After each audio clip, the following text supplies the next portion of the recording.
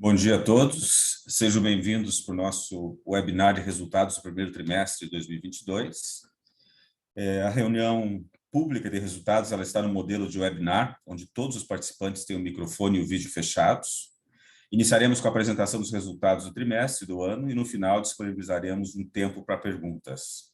As perguntas podem ser realizadas pelo Q&A, pelo chat, ou abrimos o microfone se preferirem. A reunião está sendo disponibilizada a tradução simultânea para o inglês. Basta selecionar a opção Interpretation aqui embaixo. E o webinar será gravado e disponibilizado nos dois idiomas no site de RI da companhia. Então, bom dia a todos. Meu nome é Sérgio Ribas, eu sou diretor-presidente da Irani. Estão aqui conosco o Henrique Zugman, que é o nosso diretor de negócios papel e florestal. O Fabiano Oliveira, que é o diretor de pessoas, estratégia e gestão. Lindomar Lima, que é o nosso diretor do negócio de embalagens sustentáveis. E o Odivan, que é o nosso diretor de finanças e relações com investidores. Também o André Carvalho, que é o nosso gerente de relações com investidores. Eu vou compartilhar aqui a apresentação e, ao final, como eu falei, nós teremos um tempo aqui de Q&A.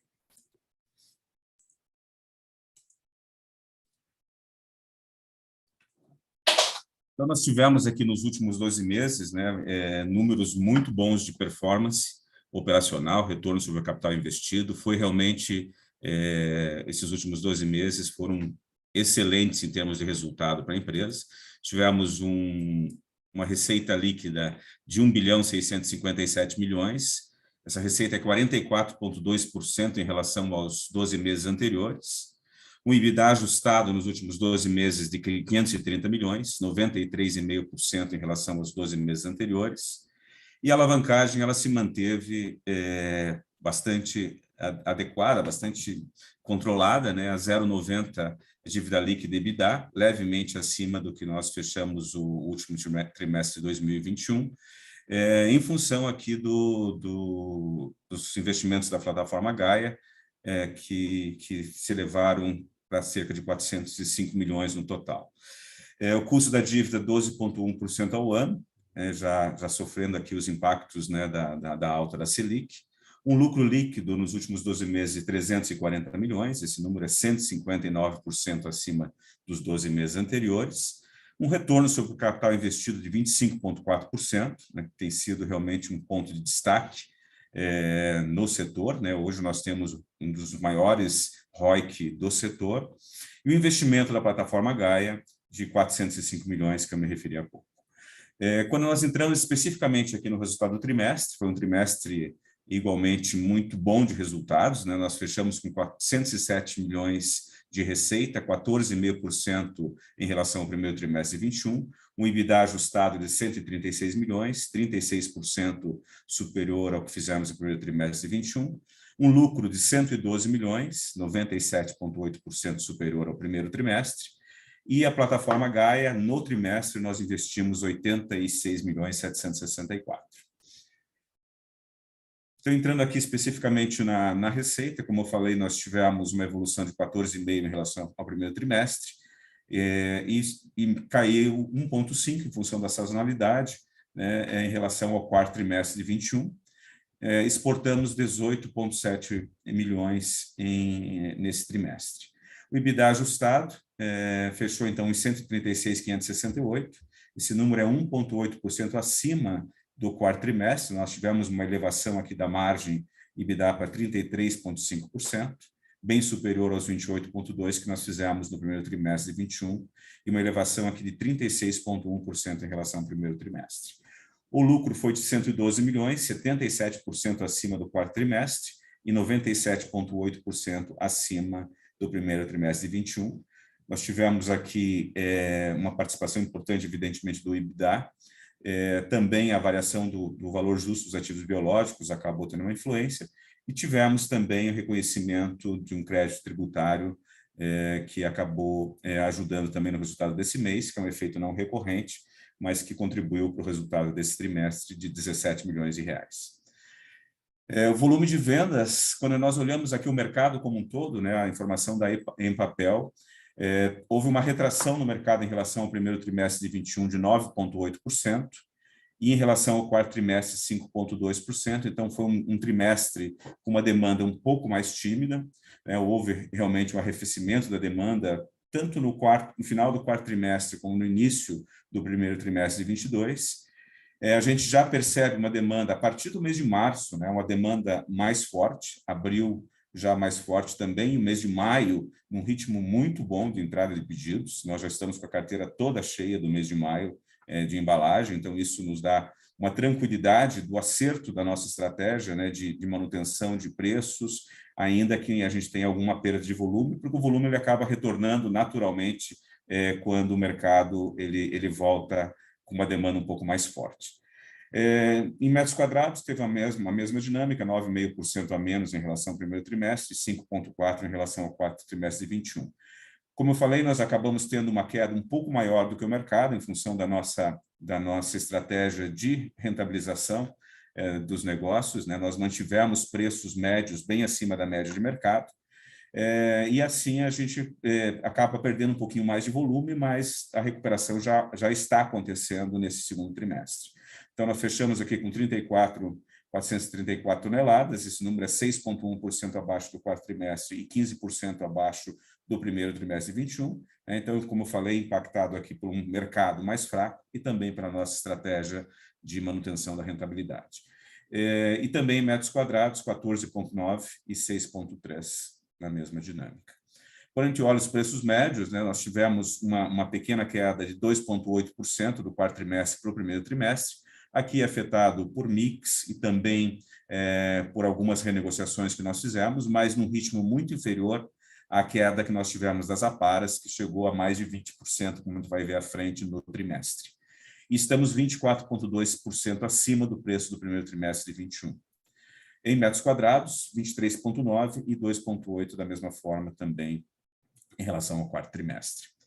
Quando nós entramos no segmento de papel, né, para embalagens, é o papel que nós vendemos diretamente para o mercado interno e para exportação, nós dividimos as vendas de papel em papel para embalagens flexíveis, que são esses 78,28%, e 21,72% para embalagens rígidas. Embalagens flexíveis é o papel que a gente vende para convertedores de sacos, sacolas, tanto no mercado interno como para exportação.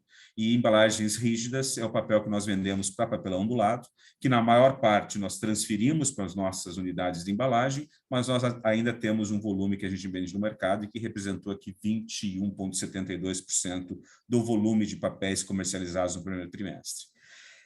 A comercialização ficou um pouco abaixo do quarto trimestre, nós tivemos uma parada da máquina 1 e máquina 5 no primeiro trimestre para manutenção. Nós tivemos uma perda de 6.402 toneladas de papel para transferência para as nossas unidades, 5.215 embalagens rígidas, e 1.187 toneladas de papel para embalagem flexível por conta da parada. Por isso, essa diferença de volume, mas ainda assim ficou 2% acima do primeiro trimestre de 21. Então, nós tivemos um volume de vendas, considerando aí a parada, bastante razoável no mercado de papel.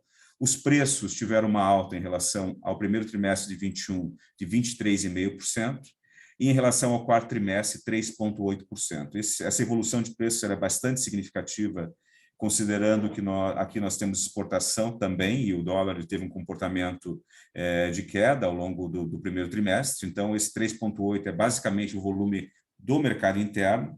Nós fizemos um repasse de preços ao longo do mês de dezembro e início do ano, em todas as linhas de papéis, que deu 10% de aumento no mercado interno, e isso está ajudando muito na rentabilidade do papel para embalagens flexíveis. E para embalagens rígidas, aqui sim teve uma queda de 7,8%, que é o preço do papel miolo que nós vendemos no mercado, que tem uma correlação muito forte com o preço de aparas. Muito embora as aparas tenham caído bem mais, né, 22%, enquanto o papel caiu 7,8%, e ainda mantém uma alta em relação ao primeiro trimestre de 21, de 6,4%. Quando nós olhamos aqui o mercado como um todo, o preço de aparas, né, que eu me referia, houve uma queda em relação ao primeiro trimestre de 21 de 43,3%, chegando aos patamares anteriores à pandemia, R$ 795 por tonelada, e uma queda aqui de 18,9% em relação ao quarto trimestre. No nosso caso, nós tivemos aqui no preço FOB uma queda de 19,9% a R$ 831 por tonelada. Nós temos um preço levemente acima aqui, o preço FOB do mercado como um todo, que as aparas na região sul elas acabam tendo um preço um pouquinho superior e elas têm um ritmo de queda um pouco alongado em relação às demais regiões. E ficou 41,3% abaixo do primeiro trimestre de 21. Então, um recuo muito importante das aparas, que faz com que a rentabilidade da cadeia de reciclado, papel e embalagem de papelão ondulado, ela tenha evoluído bastante aí nesse trimestre e se mantendo nesse segundo trimestre e ao longo do ano todo. Aqui o preço de aparas, CIF, olhando para Irani, de Santa Catarina, nós tivemos uma queda de 39% e 21,2%. Em Minas Gerais, o valor é bem menor, porque o frete é bem menor naquela região, 21,7%, e na Irani, como um todo, os 22% que eu me referi, que é a queda das aparas, considerando aqui o preço CIF, caindo 40,9% em relação ao primeiro trimestre e 22,1% em relação ao quarto trimestre de 21, fechando em R$ 891 por tonelada. Então, a queda das aparas ela se mantém ainda num ritmo de leve queda no segundo trimestre, mas mais próxima da estabilização, até porque ela já chegou em patamares muito próximos daquilo que estava fazendo antes da pandemia, e o mercado também de papelão ondulado ele já está demonstrando um aquecimento maior nesse mês de maio, como eu falei anteriormente. Quando a gente olha o segmento de resinas, que é aquele segmento que nós temos cerca de um pouco mais de 10% de participação no faturamento, no volume de vendas, ele teve uma pequena queda em relação ao primeiro trimestre de 21, 7,2%, mas ficou 28% acima do quarto trimestre. Ele fica acima do quarto trimestre por questões de sazonalidade do negócio e ficou levemente abaixo do primeiro trimestre. E aqui a gente sofreu um pouquinho nesse trimestre com questões logísticas. Esse produto ele é exportado para a Europa e Ásia, e a gente teve aí algumas dificuldades de carregamento, fretes internacionais aí também afetando o preço CIF desse produto, mas aqui a questão do volume é muito mais em função de falta de navios em alguns momentos, mas esse volume ele passa para exportação naturalmente nos meses seguintes. Toda a produção ela foi vendida. O preço de breu ele fechou levemente abaixo do quarto trimestre, por conta do dólar. Os preços em dólar eles continuavam com uma leve alta ao longo desse trimestre, mas quando se considera a variação cambial, ele ficou 1,2% abaixo e 54,9% acima do primeiro trimestre de 21. O preço médio da terebintina está se mantendo, essa queda de 4,2% é basicamente variação cambial e ainda 2,1% acima do primeiro trimestre de 21, então com uma margem na cadeia muito boa. Aqui, quando a gente olha, então a gente viu os negócios, agora entrando no endividamento, nós fechamos com 887,1 milhões de dívida bruta, 409 milhões de caixa e 477,9 da dívida, a dívida líquida, com alavancagem de 0,9, que eu me referi, levemente acima de 2021. A moeda é 97% em moeda nacional e 3% em moeda estrangeira, e um perfil bem alongado da dívida. Nós temos, no longo prazo, 91%, no curto prazo, 9%, principalmente em função da primeira tranche que nós pegamos do financiamento da plataforma Gaia do BNDES, que entrou cerca de 50% em 2021, e os 50% restantes entram agora em 2022, e é uma dívida com 16 anos de prazo, bastante alongada e com perfil muito bom.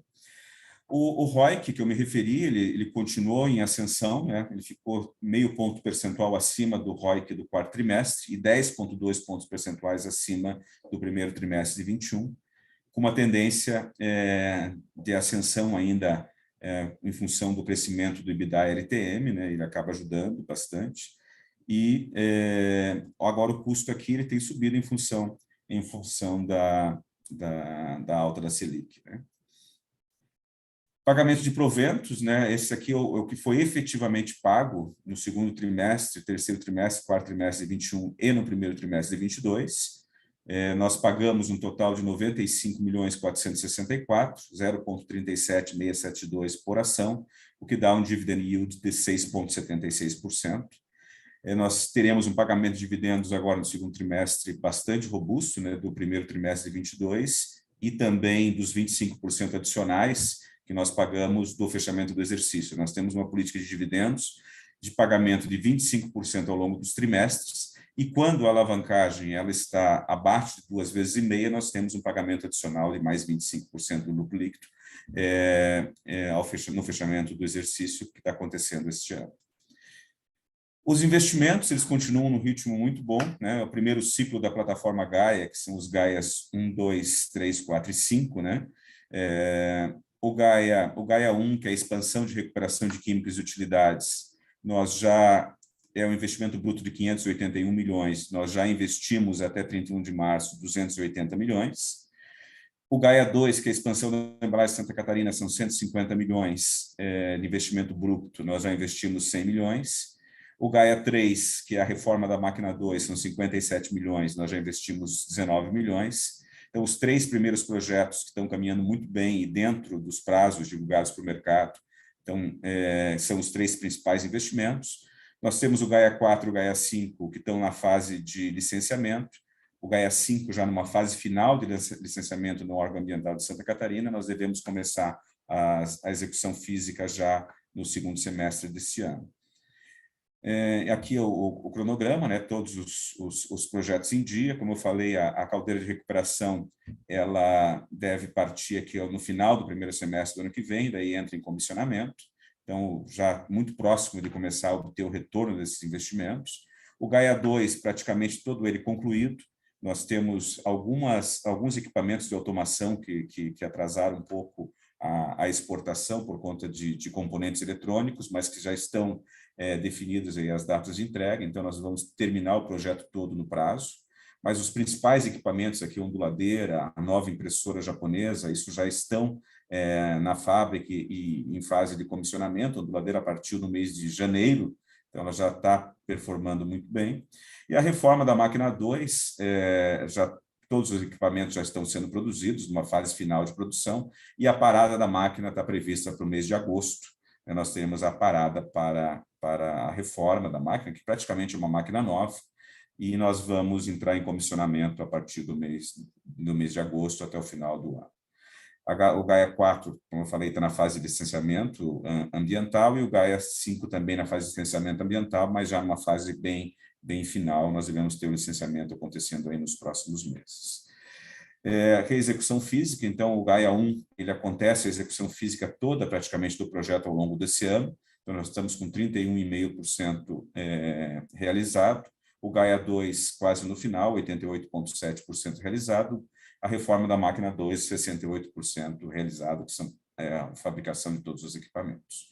O segundo ciclo, que são investimentos menores, né, o sistema de gerenciamento de informações de processo, que é a parte de automação de todas as nossas fábricas, sensorização de equipamentos, indústria 4.0, o Gaia 7, que é a nova ampliação da estação de tratamento de efluentes, a nossa maior planta, que é de Santa Catarina, o Gaia 8, que é uma nova impressora Quart-Vinco para Indaiatuba, e a automação do estoque intermediário também na nossa fábrica de embalagem em Indaiatuba.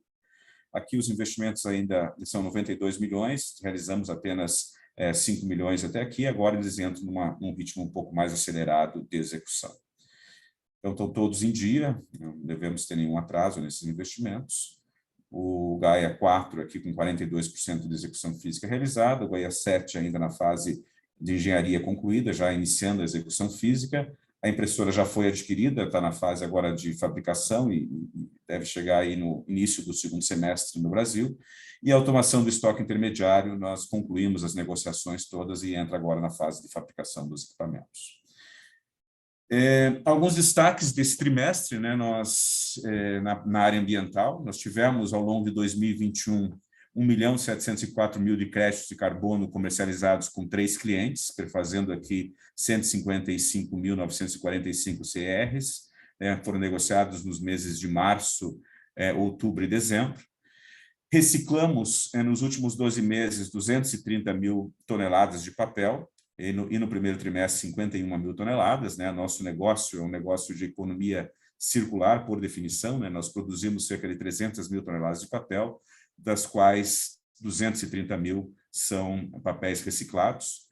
Plástico reciclado, nas aparas que nós compramos, vem muito plástico misturado com as aparas, e nós separamos o plástico e também colocamos esse resíduo em economia circular, fazemos a reciclagem do plástico. Nos últimos 12 meses foram 1.424 toneladas de plástico, e no último trimestre 284 toneladas de plástico reciclado, que nós vendemos para fornecedores que reciclam o plástico numa cadeia de economia circular, também a exemplo do papel.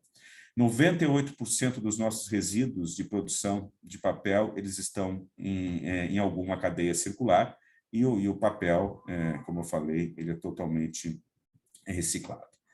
Alguns destaques sociais de governança e gestão nesse trimestre. Nós participamos da pesquisa Humanizadas e ficamos entre as 10 empresas que tiveram rating A, né? A pesquisa Humanizadas, ela avalia a qualidade das relações da empresa com todos os seus stakeholders, então a gente ficou bem feliz aqui com essa classificação, porque isso demonstra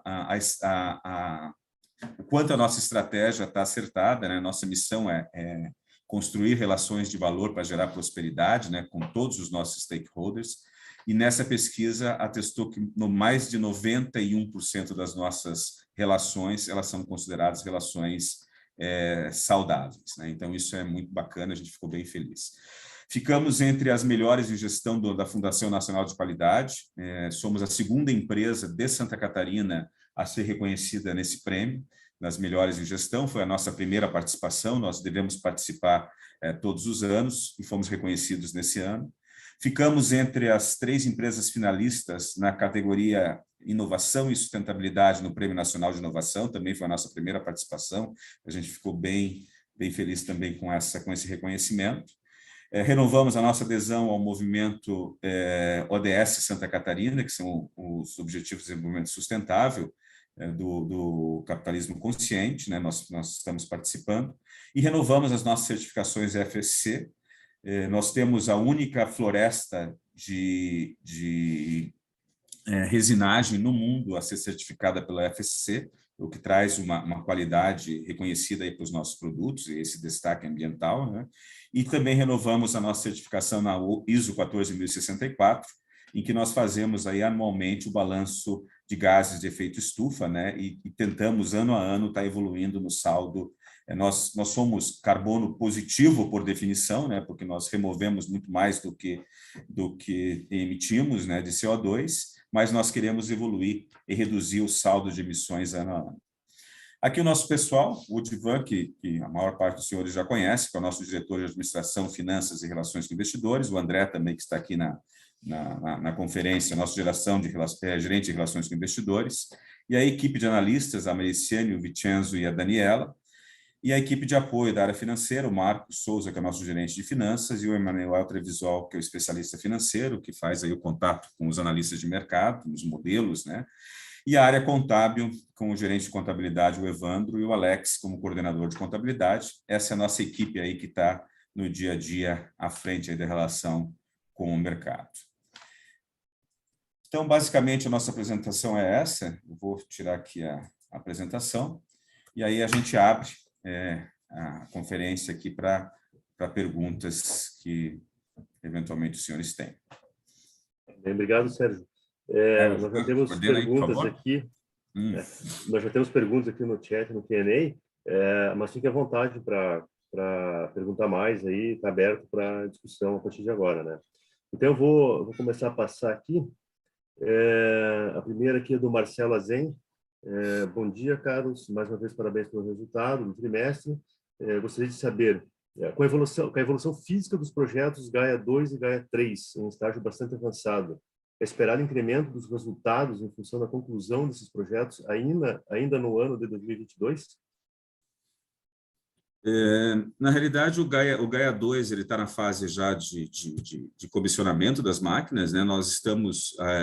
porque o resultado principal do Gaia 2 é a evolução dos volumes na nossa unidade de Santa Catarina. Então, e a gente está fazendo um movimento de prospecção de novos volumes, mas com bastante cuidado, por conta do mercado, nesse primeiro momento, não está tão demandado, né? A partir de agora que a gente está percebendo o mercado com uma demanda maior, a gente deve evoluir mais nas prospecções, principalmente de grandes contas ali da região de Santa Catarina. Nós estamos num cluster de empresas frigoríficas, então essa evolução de volumes muito provavelmente vai estar em cima de clientes que nós já temos, né?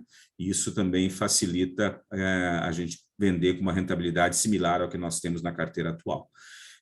Mas isso deve acontecer com mais força no segundo semestre, que a demanda é mais forte, e com isso a gente já vai ter, certamente, esse ano, algum retorno do Gaia 2 acontecendo. Ele é um retorno paulatino ao longo de 2 ou 3 anos, né, para chegar no volume total da fábrica, mas a gente, já no segundo semestre, começa a ter retorno do Gaia 2. O Gaia 3 é a reforma da máquina. A partir do momento que ela parte, ela já parte numa nova produção.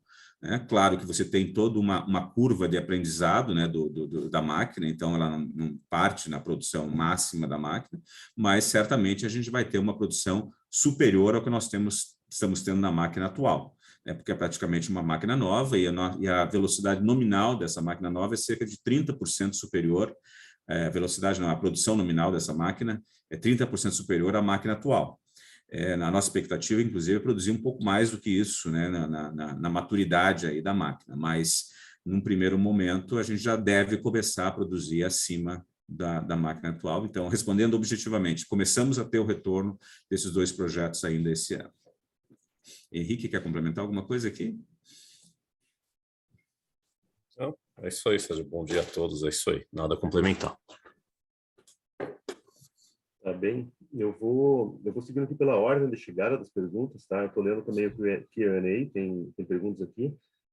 A próxima aqui é do André Vidal. Tudo bem, André? Bom dia, parabéns pela apresentação e pelos excelentes resultados do trimestre. Minha dúvida é relacionada aos preços de caixas do segundo trimestre e ao longo de 2022.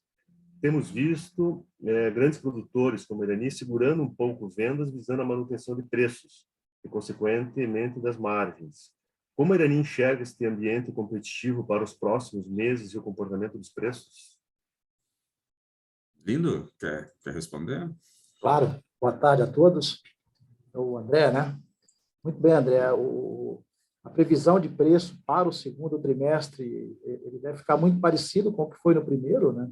Acho que essa estratégia nossa de manutenção dos preços do primeiro TRI, inclusive não buscando volumes adicionais, é uma estratégia acertada para a manutenção dos preços. Então, a gente percebe que os preços no segundo TRI vão caminhar muito alinhado com o que foi no primeiro trimestre, e uma tendência muito forte aí do aumento dos preços a partir do segundo semestre, em função da pressão que a gente vem tendo em termos de custo, né? A gente já percebe também uma certa demanda maior a partir aqui, principalmente do mês de abril, do mês de maio.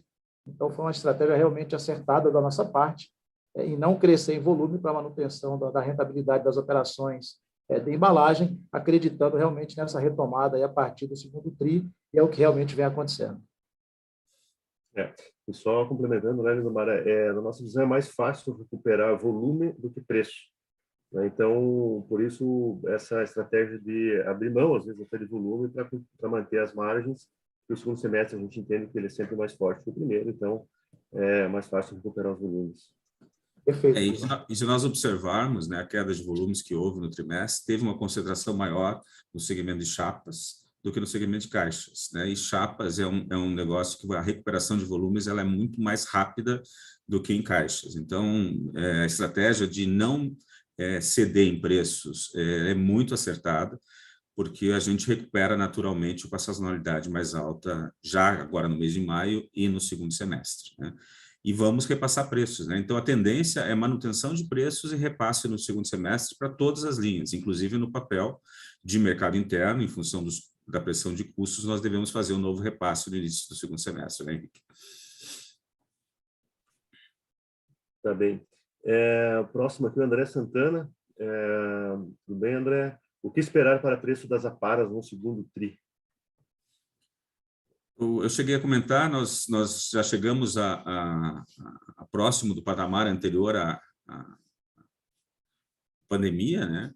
e tem uma leve queda ainda no mês de abril, início de maio, mas a tendência a partir daí é de estabilidade. A gente não vê pressão, porque tem uma disponibilidade de aparas bastante boa no mercado, não vê pressão de qualquer alta, e a tendência de estabilidade nesse patamar ao redor aí de R$ 750. Perfeito. Aqui no Q&A também tem o Victor. Tudo bem, Victor? Ele diz o seguinte: bom dia, parabéns pelos resultados. 2 perguntas. O que explicaria a perda de market share no primeiro trimestre? E a segunda, como podemos estimar os resultados ao longo do ano em relação à valorização do valor justo dos ativos biológicos? Devemos excluir esse resultado do lucro líquido ajustado? Muito bem. A primeira pergunta, a primeira parte, o que era? É a perda do market share no primeiro perda do market share, a gente acabou já falando os volumes. A gente falou um pouquinho, né? A perda do market share era em função, né, de que nós caímos um pouco mais do que o mercado pela nossa estratégia de manutenção de preços no primeiro trimestre.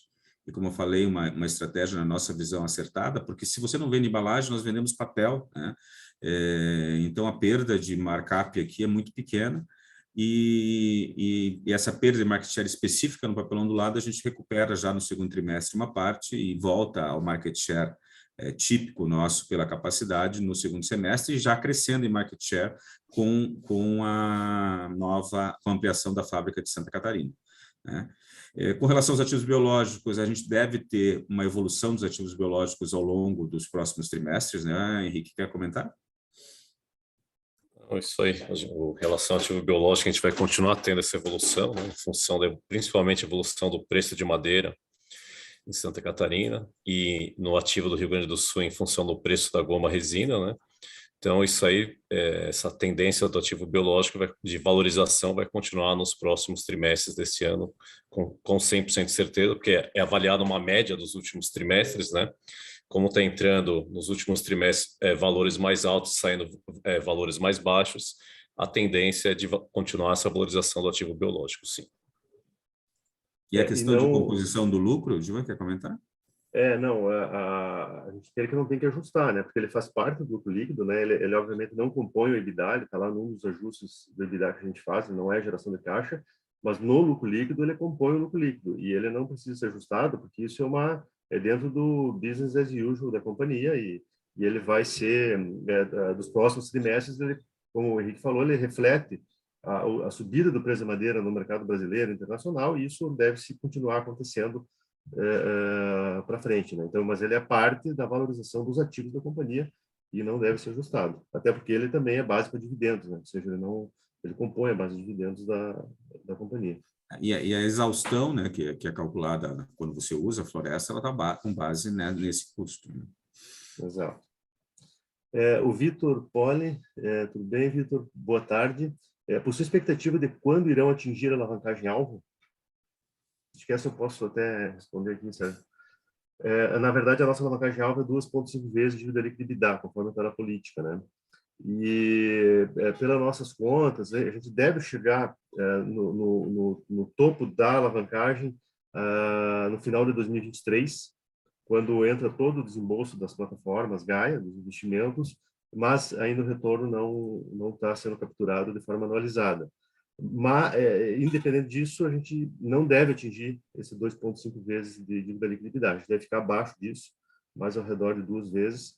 Então, mas o pico vai chegar ali no final de 2023.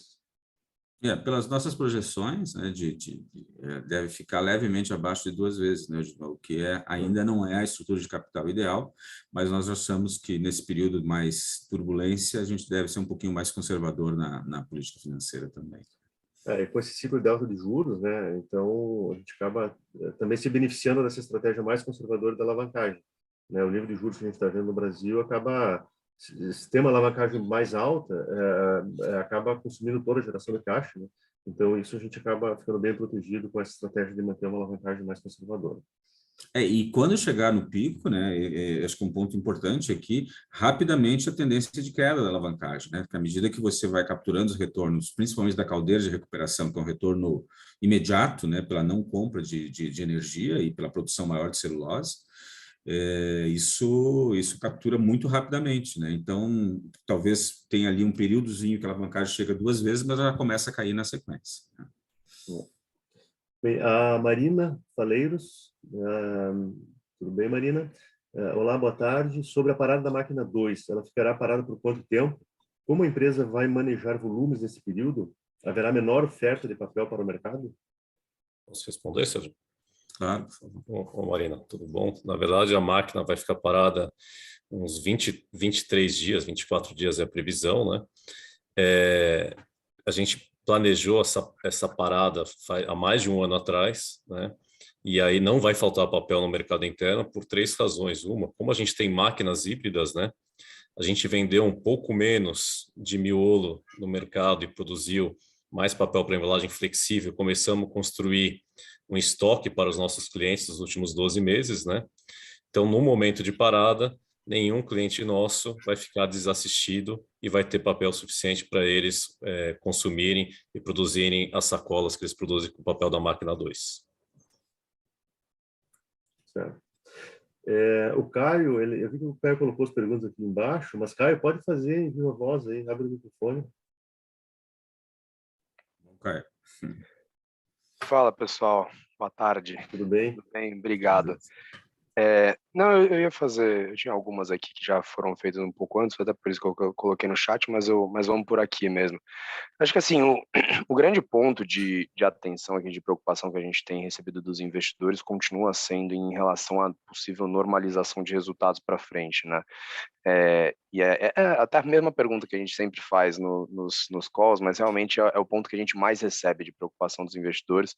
E até se você faz a conta inversa, né, do que está sendo embutido no preço da ação hoje em termos de EBITDA, você chega numa correção aí de 30% a 40% do que vocês entregaram em 2021, que para a gente não faz muito sentido. Então, a gente sempre gosta de pegar uma atualização com vocês e entender um pouco melhor de que vocês estão vendo em termos de tendência de resultado. Então, uma das perguntas que eu ia fazer, vocês já responderam, que é essa tendência de preços, que o Henrique, se não me engano, ele já comentou que vocês estão esperando preços estáveis aí para os próximos trimestres, até um aumento de preço possível para o segundo semestre do ano.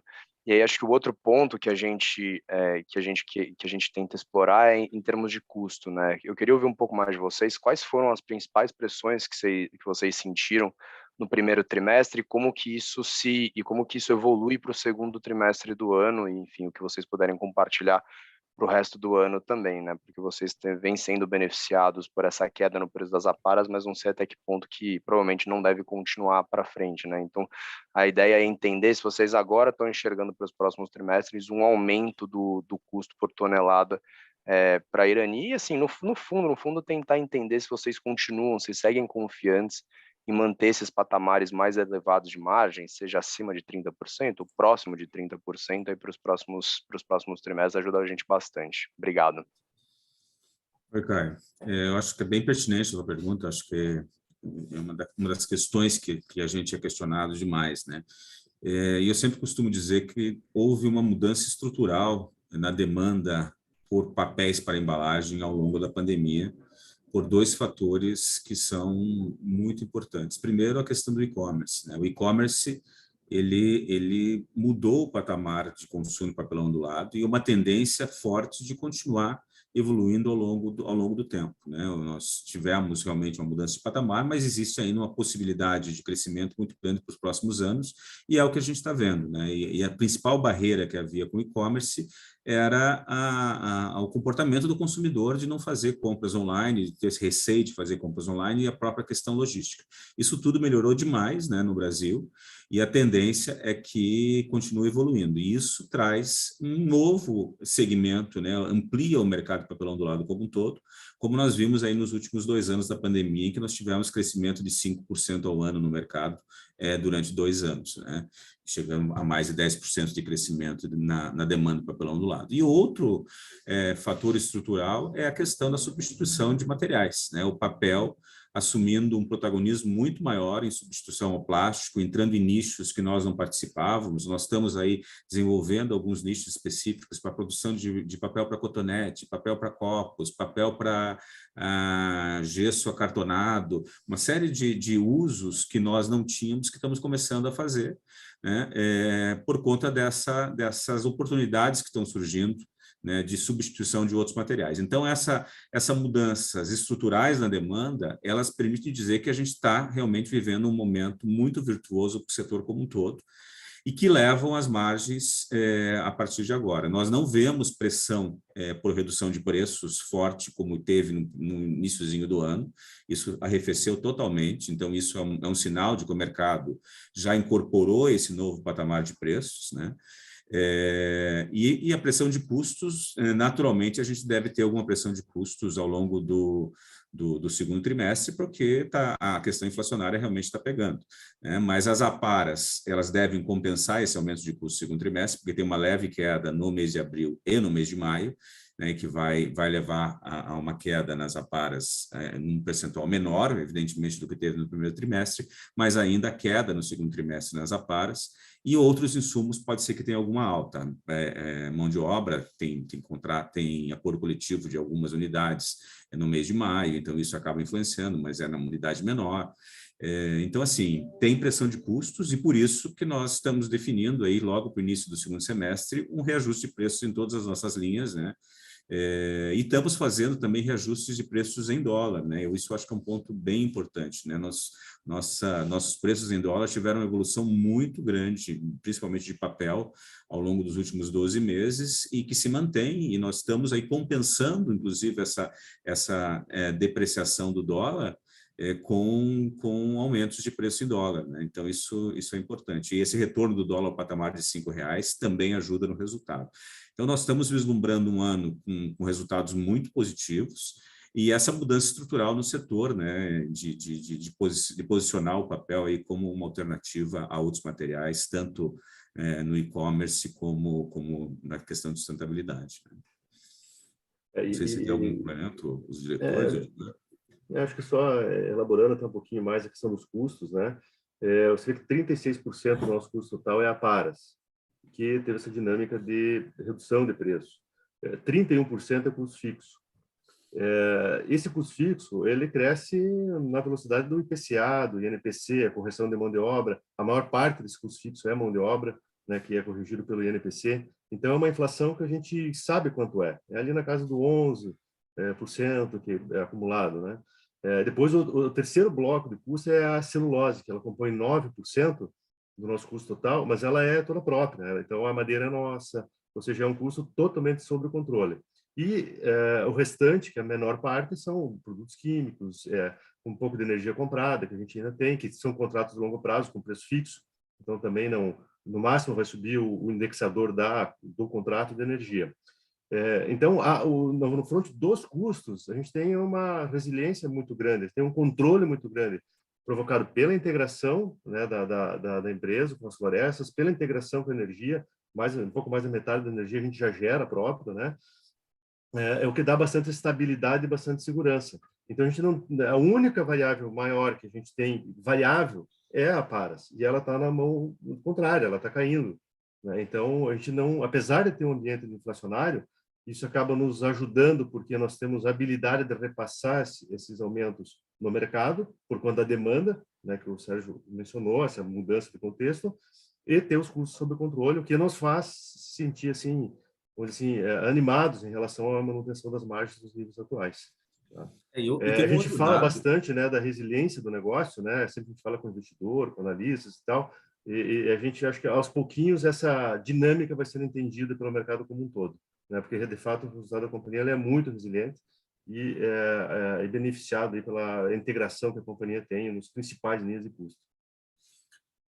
E tem uma questão, acho que é importante também, que as produções adicionais de papel elas estão sendo muito bem absorvidas pelo mercado externo, né? Nós chegamos a níveis de exportação de papel que nós nunca vimos, né? Nós chegamos a quase 70 mil toneladas de exportação de papel no último mês. Isso realmente está fazendo com que todo esse papel adicional da máquina de Eucaliner, da Klabin, por exemplo, esteja saindo, né, e com pouca oferta no mercado nacional. E outras empresas exportando testliner, miolo, e o mercado externo absorvendo bem.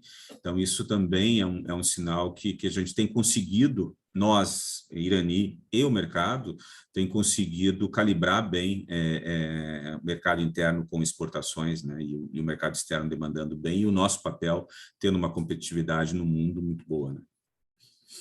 Sim. Bom, vamos avançar aqui, temos várias outras perguntas. A Natália Poleto, tudo bem, Natália?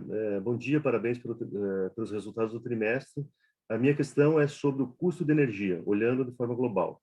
Com o preço da energia aumentando na Europa, em contrapartida com o preço da energia brasileira barateando, em especial da Irani, que vai reduzir ainda mais com os projetos da Gaia, vocês acham que essa dinâmica pode aumentar a competitividade dos produtos brasileiros daqui para frente? Olha, a matriz energética brasileira, ela é, na maior parte, renovável, né? Eu acho que do ponto de vista de sustentabilidade, sim, do ponto de vista de oferta de energia, eu acho que vai depender muito da capacidade de fazer com que os investimentos em energia no país aconteçam, que a gente tem visto aí que esses gargalos, eles são rapidamente, eles acontecem no primeiro suspiro de crescimento da economia. Então, é sempre um desafio do país, né, o tempo todo.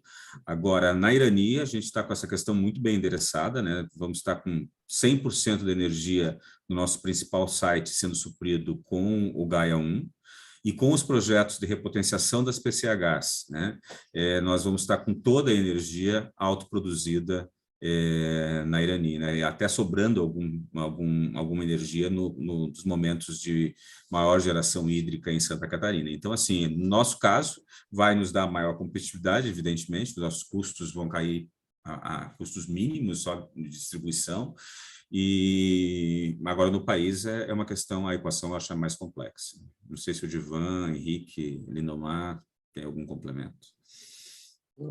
É por aí mesmo. Bom, próximo aqui o Daniel Toledo. Tudo bem, Daniel? Bom dia. Gostaria de saber como vocês enxergam a pressão de custos ex-aparas no decorrer do ano. Temos visto outras empresas de celulose falarem em duplo dígito. Como vocês enxergam a demanda e preço de PO para o segundo TRI? Já estão vendo uma melhora da demanda?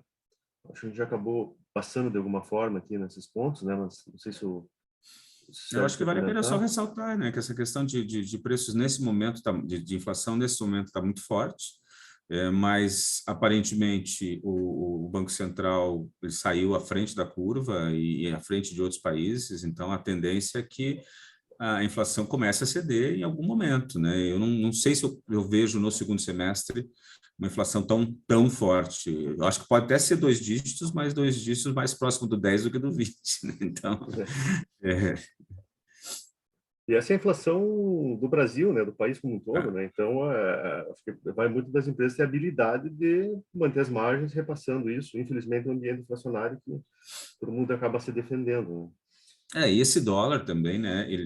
Nós temos uma participação muito pequena de insumos em dólar, mas tira a pressão, por exemplo, de químicos que nós temos na produção de papel, que são vinculados ao dólar, né? Então, o dólar caiu aí quase 20%, agora voltou 10%, mas isso ajuda, né? Caiu 40% e subiu 10%, né? Subiu. O José Pessanha aqui, espero conseguir essa camiseta bacana, já pedi para o Divan de e-mail. É com a Mariciane aqui, a Mariciane que controla as camisetas, viu?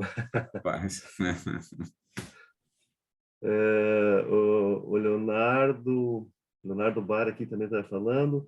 Como o preço do papel rígido e o preço do papel ondulado está conseguindo se manter nesses patamares elevados, considerando a queda no preço das aparas e arrefecimento recente da demanda no segmento do papel ondulado? Na verdade, a gente já falou, preço, né? Mas eu acho que tem um ponto que é importante aqui. Preço de caixas, ele não tem uma referência tão forte com o preço do papel. A exemplo agora, preço de chapas e preço de papel, eles acabam tendo uma correlação mais forte com o preço de aparas, como é o caso do miolo e de chapas. Agora, preço de caixas, que representa 80% da nossa produção de papel ondulado, ele tem um comportamento de manutenção. Historicamente, se fizer uma análise, mesmo quando houve queda de aparas, os preços de caixa se mantiveram. Então, a tendência é que se mantém, né? E aqueles papéis que têm uma participação de aparas muito forte, o caso do miolo, que nós vendemos um volume muito pequeno, esse sim tem uma correlação forte com o custo de aparas, mas que a gente vem, inclusive, conseguindo vender acima da média de mercado e exportar uma parte, né, Henrique? O papel, a embalagem de papel ondulado, ela tem muito mais correlação, ela é muito mais vinculada à demanda do que propriamente o preço do papel. Então, Exato. quando tiver demanda, e a demanda tem o e-commerce vindo ainda, tem uma série de eventos que tem ajudado a empurrar a demanda, né? O papel tem sido o principal produto para embalagens nesse mundo ESG, né? Por ser reciclável, por ser biodegradável. Então, tem uma tendência circular ESG em curso. Ajuda a segurar a demanda da embalagem, portanto, ajuda a segurar os preços, conforme a gente já tem visto nos nossos resultados. Tem uma questão que é importante, assim, papel, você tem o valor por tonelada, então você consegue comparar o meu preço com o preço do concorrente. Uma caixa, ela é uma caixa com a sua impressão, com o seu formato, com o seu projeto específico. Então, a comparação de preços é muito mais complexa, né? Então, essa pressão para reduzir o preço de caixas, ela é muito mais fraca do que no caso dos outros produtos, que tem uma compra por tonelada, né? O Daniel que segue... não, o Leonardo, que ele tem outra pergunta, que é qual a perspectiva da Irani para o preço do papel ondulado para o restante do ano? Eu acho que já foi respondido, né? Manutenção aí no segundo tri, uma expectativa de elevação no segundo semestre, né? O Daniel tem outra aqui. Caso não tivesse ocorrido a parada, vocês teriam vendido aquele volume ou teriam segurado para manter preço? Não, teríamos vendido. Na realidade, assim, a parte para a embalagem rígida, muito provavelmente nós teríamos feito estoques para o segundo semestre. O que acontece? Como nós somos... Nossa produção de papel e produção de embalagem, elas estão muito alinhadas, a gente acaba estocando um pouco de papel ou vendendo um pouco de papel no primeiro semestre, e no segundo semestre a gente tem uma leve falta de papel, que a gente acaba comprando alguma coisa no mercado, mantemos alguma venda, mas compramos no mercado, e com isso a gente faz um pouco de estoque no primeiro semestre, né? Então, deixamos de fazer esse estoque para embalagem rígida, e o papel que nós faríamos para embalagem flexível, esse sim nós teríamos vendido, porque a gente pode sempre vender para clientes de exportação e mercado interno, e as margens são muito parecidas, tanto na exportação quanto no mercado interno hoje.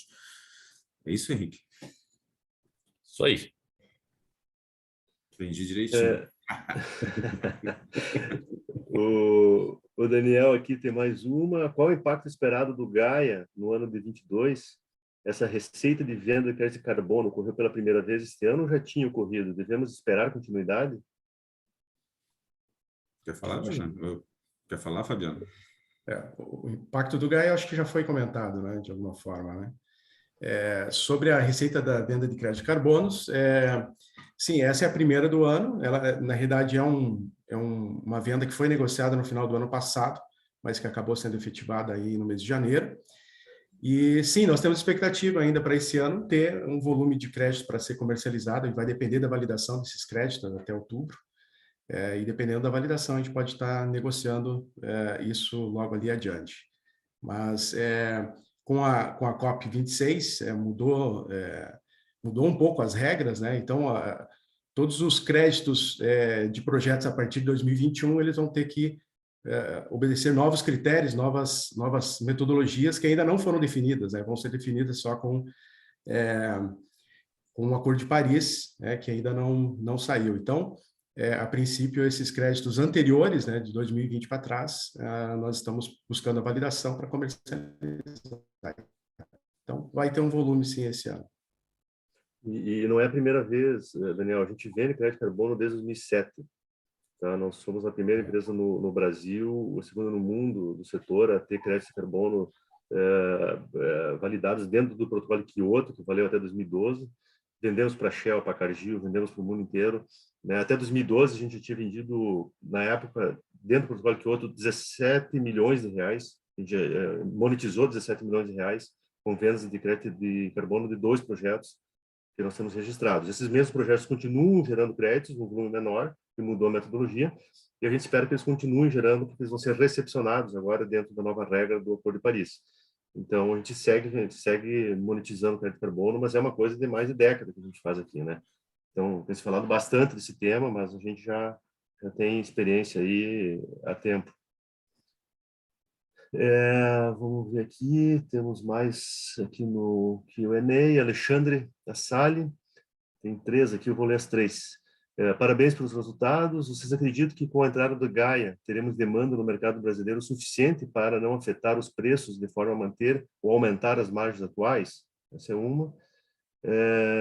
Segunda, não pode ser perigoso para o longo prazo manter os preços, margens atuais em detrimento de volume? Não poderemos perder o market share?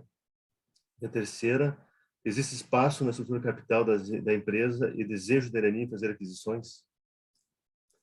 Então, vamos por partes. Primeiro? Pela primeira, então, vocês acreditam que com a entrada do Gaia teremos demanda no mercado brasileiro para não afetar os preços de forma a manter ou aumentar as margens? A maior parte do retorno do Gaia 1 ele vem de redução de custos, que é o maior projeto nosso. Gaia 1, Gaia 4 e Gaia 5 são reduções de custos, né? E também alguns daqueles projetos pequenos ali de automação também são voltados para redução de custos. E isso não tem qualquer impacto no mercado. Nós temos uma ampliação de capacidade de produção de celulose, que vai fazer com que a gente melhore o mix de produção de papel. Deixamos de produzir de papéis para papelão ondular e vamos produzir papéis à base de fibra virgem no mercado, e tem demanda para os nossos papéis. A gente consegue sempre calibrar com o mercado interno e mercado externo, e com uma margem hoje muito parecida entre mercado interno e externo. Então, não vemos nenhum tipo de pressão adicional no mercado de sacos e sacolas que nós atendemos. No papelão ondulado, eu já até mencionei um pouco, aí sim a gente tem um cuidado muito grande na evolução dos volumes, e por isso que a gente tem uma curva de crescimento de volumes alongada mesmo, para que a gente não cause realmente algum estresse de oferta muito grande no mercado. Então, isso a gente tem bastante experiência. A questão de perda de market share que você mencionou, ela ocorre, nós já estamos acostumados com essa dinâmica de gerir rentabilidade e, eventualmente, abrir mão de volume em determinado momento, mas é um volume que naturalmente retorna nos meses de maior demanda. Então, não vejo... E evidentemente, se você tem um período muito longo de recessão, alguma coisa, evidentemente que a gente tem que alinhar daí em função do mercado daquele momento. Mas a gente não vislumbra isso no curto ou médio prazo. Pelo contrário, a gente acha que vai conseguir continuar entregando resultados sustentados aí por conta dessa dinâmica de mercado que eu mencionei, de e-commerce, frigoríficos, que tem uma perspectiva muito positiva, e também a questão de substituição do papel, de plástico por papel. Então, é uma mudança, na minha visão, estrutural na geração de resultados do setor, né? A segunda dele aqui não pode ser perigoso para o longo prazo manter preços e margens atuais em detrimento de volume? Não poderíamos perder market share? Acho que foi isso que eu acabei de falar, né? E a terceira, existe espaço para aquisições? Esse é um tema que está sempre presente, né? Nós temos uma área que faz análise de potenciais targets e que a gente está sempre olhando. Não é algo trivial, né? Você conseguir fazer uma aquisição que gere valor efetivamente. Nós tivemos a experiência de fazer uma aquisição em 2013 da São Roberto, foi um grande aprendizado organizacional, né? De como fazer uma fusão de uma empresa de um tamanho relevante, né? É desafiador. O setor é um setor de capital intensivo, né? Que a qualidade dos ativos é muito importante. As práticas comerciais, elas são muito importantes, e você tem práticas comerciais muito diferentes nas empresas de segundo nível, eu diria, do setor, né? E isso acaba dificultando a geração de valor de uma eventual negociação. Isso não quer dizer que nós não olhamos, né? Nós temos algumas empresas muito boas no setor, que a gente está sempre olhando, mas aí depende muito do momento do empreendedor, do momento da família, e não é simples você conseguir evoluir num processo de transação. Sim, olhamos M&As, mas temos pouco controle sobre esse processo, e entendemos aí que a maior parte dos ativos que eventualmente estariam à disposição para serem comprados, eles não são ativos que gerem valor adequado para a transação. Nós acreditamos muito no crescimento orgânico com tecnologia, né? Porque a tecnologia nesse setor ela faz muita diferença. Você coloca uma máquina de papel nova que produz um papel com uma gramatura 15% inferior à média de mercado, você sai com uma competitividade muito mais alta, né? E desloca competidores naturalmente pela tua diferença de custos. Nós estamos numa indústria que compete por custos, né? Preços faz muita diferença, mas nós temos que ter uma estrutura de custos muito competitiva. E é isso que nós temos, principalmente no site da Campeã da Alegria. Nós temos hoje energia, florestas próximas, temos custo de mão de obra abaixo da média do mercado nacional. Isso tudo faz com que a nossa competitividade seja muito diferenciada de outros players do mercado. E é nesse caminho que a gente está trilhando com os investimentos que a gente vem fazendo, né? Focando na redução de custos, focando em ganhos de competitividade, e aí, por isso que a gente pensa 25 vezes antes de ir para um M&A em detrimento de fazer um investimento orgânico. Muito bem. A última pergunta aqui do Fernando Bertonani. Qual a recorrência dos dividendos da Irani durante o ano? Esse pagamento tende a se manter no longo prazo? Sim, a gente tem uma política de dividendos definida, né, pelo Conselho, que é pagar 25% de dividendos sobre os resultados trimestrais, né, e 25% adicionais no fechamento do exercício, quando a alavancagem ela estiver abaixo de 2,5 vezes. Nós pretendemos manter esse target da alavancagem, inclusive abaixo nesse ciclo, né? Eventualmente pode ser que passe de 2,5 no momento que você está investindo e ainda não capturou os benefícios daquele investimento, mas a gente não está vislumbrando isso nesse ciclo. Então, no médio prazo, nós não vemos nenhum tipo de mudança na nossa política de dividendos, vamos continuar pagando bons dividendos trimestralmente, 25%, e mais 25% no fechamento do exercício. É isso aí, não temos mais pergunta, nem no chat, nem no Q&A. Então... Terminamos exatamente às 13 horas. Então, muito obrigado a todos pela presença. É uma satisfação nossa. Foi um trimestre realmente muito positivo e assim, nós tínhamos clareza que talvez fosse o trimestre mais desafiador, principalmente para o negócio papelão do lado. Então, a gente conseguiu passar bem por esse trimestre e a tendência, a partir de agora, é de uma demanda mais forte, né? Tanto no segundo trimestre e principalmente no segundo semestre. Um abraço a todos e até a próxima. Tchau, gente. Um abraço, tudo bom. Abraço, pessoal. Abraço, pessoal. Abraço a todos.